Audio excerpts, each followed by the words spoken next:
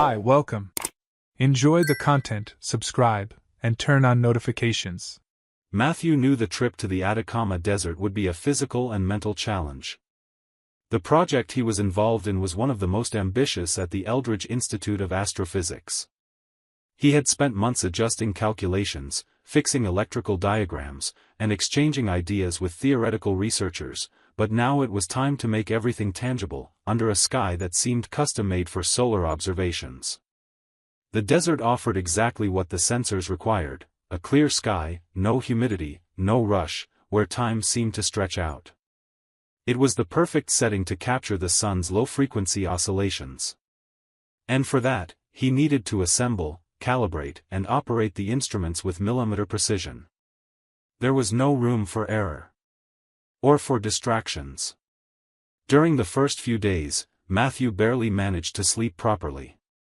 His body was adapting to the dry, arid conditions, but his mind remained focused.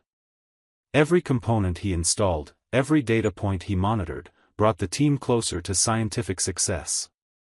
Although he was alone at the technical base, he kept in touch with the researchers through occasional calls. The internet signal was weak, so text messages became the main communication channel, especially with his wife, Linda. She replied with few words. Sometimes he sent a photo of the sky, a short comment on the progress, a loving phrase, and she responded only with an emoji, a cool, an okay, love. He preferred not to interpret this as coldness. Maybe she was tired. Maybe her day was busy. He forced himself to think that everything was normal, that people don't always feel like talking. Still, something inside him felt uneasy. In the beginning, he thought it was just homesickness. Later, he started to notice a different kind of distance, deeper. Linda was always a bit reserved with words, but she used to send photos of dinners she cooked, the plants she watered, the walks with her sister. This time, she didn't send anything. Just the dry messages, as if responding out of obligation. When he mentioned for the fourth time that he was counting down the days until returning and how eager he was to see her again, she replied only with a "we'll see how things go." He reread the sentence several times, trying to understand if she had been sarcastic, if it was just a strange way of saying she also missed him, or if there was something hidden behind those words. With each new installation he completed in the desert, a strange feeling invaded him. It was as if he was doing everything right there, professionally impeccable, but failing in another area he couldn't quite pinpoint. Still, he finished the mission with excellence. The data began to be recorded as expected, and the team celebrated from afar. It was time to return. He packed the equipment, carefully boxed everything up, checked every checklist, but in silence, another thought dominated: what would the homecoming be like? When the plane landed in Boston, Matthew disembarked carrying his bags with urgency, feeling his heart beat faster with each step. 3 weeks away, and all he wanted was to see Linda again. When he emerged into the arrival area, there she was, standing next to a pillar, hugging her own bag as if trying to hide behind it. Her face looked dejected, her eyes avoiding his. He smiled, approached, and tried to hug her, but she responded with a quick, emotionless kiss. She asked how the trip was, and Matthew spoke enthusiastically about the success of the project. She listened, but without showing interest, as if each of his words were distant noise. No sparkle in her eyes, no joy of reunion. He noticed. Tried to ignore it. In the car, the silence between them was awkward. He tried to start conversations, told some trivia about the Chilean technicians, and she just listened, fiddled with her phone, said she had a headache. He offered to stop and buy something, but she refused. They arrived home. He unpacked his bags, took a long shower, ate a quick meal, and went to bed early, still trying to believe that this coldness was just the result of physical distance.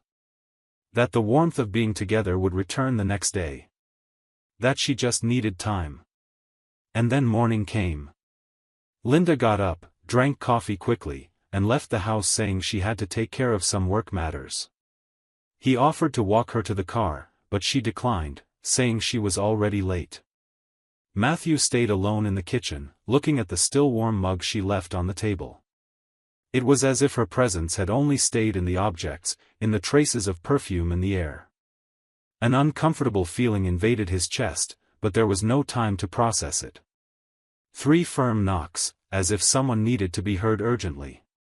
He crossed the room and turned the doorknob without imagining what awaited him on the other side. It was Sarah, the neighbor next door. She had red eyes and quick breathing, as if she had been holding back tears for a long time. He barely had time to ask what had happened. She walked in, closed the door behind her, and said directly, "You deserve to know what they're hiding from you." Her tone wasn't gossip. It was shared pain, the kind of pain that weighs on the body. Sarah held the phone in her hands, the screen already open to the gallery. Without hesitation, she found the video and handed it to Matthew to watch. The recording started with her entering her own house quietly, the camera shaking a bit, as if her hands already knew what they were going to find. She moved slowly through the living room, careful steps, trying not to make noise. Her breathing was tense, audible. When she approached the hallway, the bedroom door was slightly ajar. She pushed it open cautiously, and there was the scene, Linda and Brandon lying on the bed, covered only by the sheets up to their waists. They laughed, exchanged caresses, oblivious to everything. Sarah stood still for a few seconds, filming silently, until the creak of the floorboards gave away her presence. Brandon turned his head and froze. Linda widened her eyes, pulled the sheets quickly, started dressing desperately, tripping over her own clothes. Brandon tried to say something, but his voice failed. Linda put on her shirt, grabbed her bag, and ran out, embarrassed, crossing the backyard back to her house like she was fleeing her own reflection. The recording ended there, leaving only the sound of Sarah's accelerated breathing. She explained that she had suspected for weeks. Brandon had changed his routine. He invented meetings that didn't exist. Came home later. And started walking around with his phone facing downward. When Sarah said she would spend 2 days with her mother, Sarah felt that was the right moment to test her suspicion. She pretended to travel but stayed hidden at her sister's house, which was 2 blocks away. She waited until late afternoon and discreetly entered her own house. What she saw confirmed everything. The 2 of them together, in her bed, as if it were the most natural thing in the world. Sarah recorded the video. Since then, she had been trying to find the courage to tell Matthew. And now that he was back, she knew she couldn't keep it any longer. Matthew watched the video to the end without saying a word. Eyes fixed, trembling hands. It wasn't just the image of Linda with another man. It was the fact that she had done this while he was dedicated to a grand project, while spending days without sleeping, thinking how good it would be to come home. It was the contrast. He on the other side of the world, believing in the strength of marriage, and she, in the neighbor's room, breaking everything they had built. When the video ended, Sarah simply lowered her phone and waited.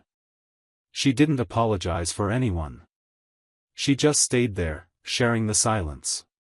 Matthew took a deep breath. He needed to organize his thoughts. He asked for permission, went to the bedroom, and locked himself in for a few minutes. He sat on the edge of the bed and felt as if the ground was giving way. Every gesture of hers in recent days now made sense. The cold kiss at the airport, the silence in the car. Everything was connected, he just hadn't seen it. When he returned to the living room, Sarah was still there, standing, respecting his time. He thanked her. Said he didn't know what to do, but was grateful she had told him. And she replied that he didn't deserve to live deceived. A few hours later, Linda came home. She opened the door normally, not expecting that Matthew already knew. He looked at her firmly, but without raising his voice. Asked if she wanted to say something. She froze. Tried to act surprised, but it didn't last long. She realized he already knew. Lowered her eyes. Sat on the couch and confessed. Said she got involved with Brandon due to loneliness, that she didn't know how to handle the distance, that she felt alone. She tried to justify, but none of her words made sense to Matthew. He listened as if he were behind glass, as if she were speaking in another language. In the end, she said she knew Sarah would tell everything. And that's why she had been down since the day he returned. Matthew didn't retaliate. Didn't accuse. Simply said that if she really felt ashamed, she should do what was right. Linda grabbed a backpack, shoved some clothes in it, and left saying she would stay with a friend. And that's how the house emptied completely. The silence that was once strange now made sense. It was the silence of the end.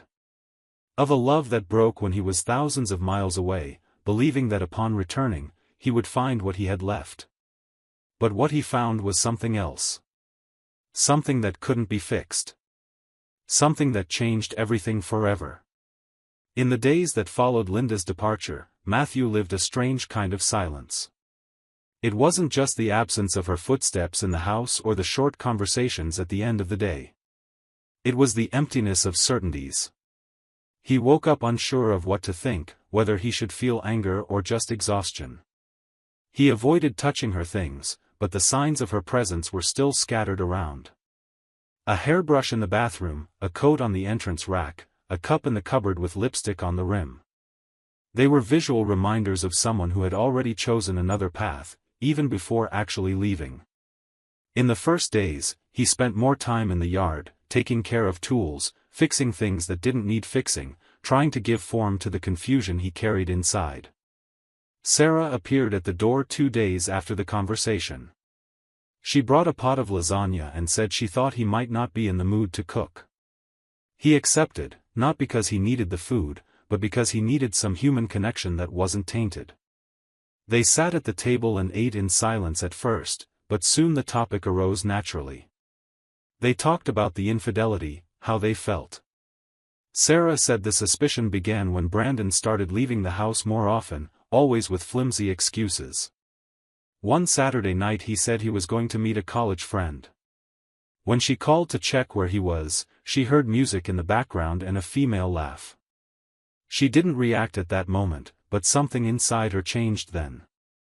Matthew listened and recognized himself in her words. He had also tried to justify Linda's coldness, her distant look, her short answers. Thought she was tired, overwhelmed with work.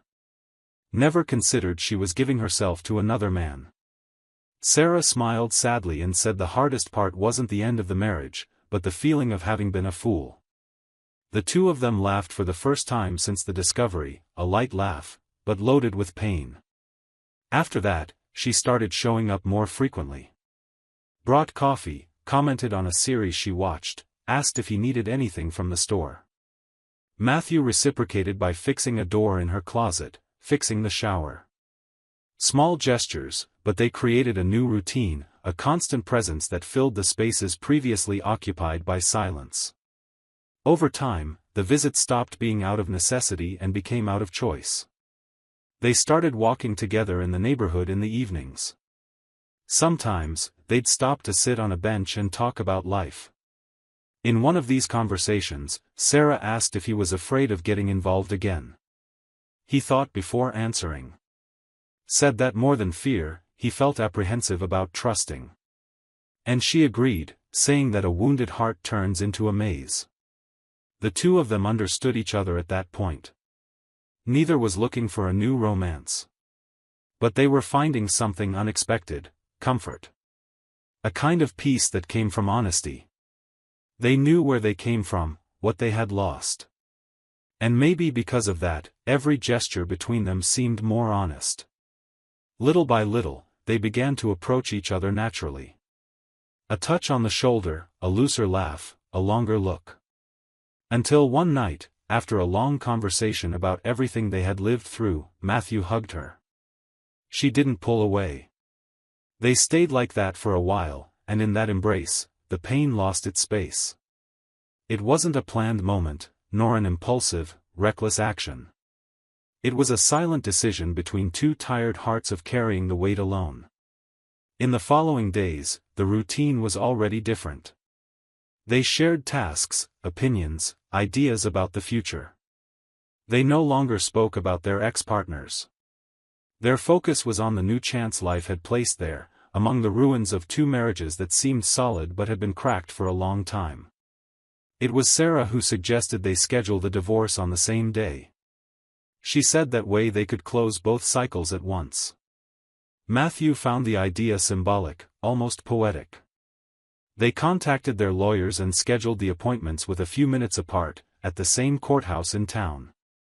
On the way there, they talked about how life had a strange way of teaching. Neither of them imagined being there months before. But now they were. And despite everything, they were at peace. The car parked. They got out. Each entered a separate room, signed the papers, and when they came out, they were no longer married to anyone. But they were something to each other. And that, in that moment, was enough to start anew. Matthew left the room with the envelope in hand, containing a copy of the freshly signed divorce. As he crossed the corridor of the courthouse, he saw Sarah a few meters ahead, already waiting for him. Their eyes met for a long, calm moment, as if, in that brief silence, they said everything that truly mattered. He walked toward her and took her hand firmly. Both knew what that gesture meant. They had left behind not just a marriage, but a life built on lies, miscommunications, and omissions. Now, they exited as free individuals, but not empty. As they descended the steps of the entrance, they saw two familiar faces far off. Linda and Brandon were standing on the other side of the sidewalk. Each with an envelope in hand, their faces tense, the weight of the decision reflected in their posture. Brandon pretended to fiddle with his phone, but discreetly glanced at Matthew. Linda kept her eyes on the ground, only lifting them briefly when she saw Matthew intertwining his fingers with Sarah's.